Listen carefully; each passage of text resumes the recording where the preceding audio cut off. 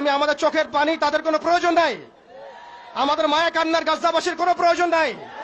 গাজাবাসীর প্রয়োজন অর্থনৈতিক সাপোর্ট, গাজাবাসীর প্রয়োজন সামরিক সাপোর্ট, গাজাবাসীর প্রয়োজন এমন একটা জাইশ, এমন একটা ফোর্স যেটা বাহির থেকে গিয়ে বাইতুল মুকাদ্দাসকে উদ্ধার করবে ইনশাআল্লাহ।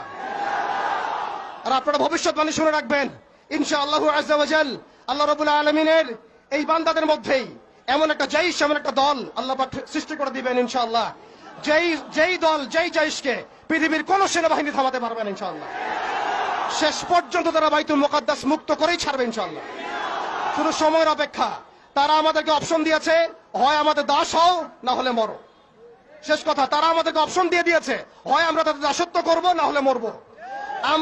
আমরাও বলে দিচ্ছি, আমরা দাসত্ব করব না, আমরা হয় শহীদ হব অথবা স্বাধীনতায় ছিনিয়ে নিয়ে আসবো ইনশাআল্লাহ।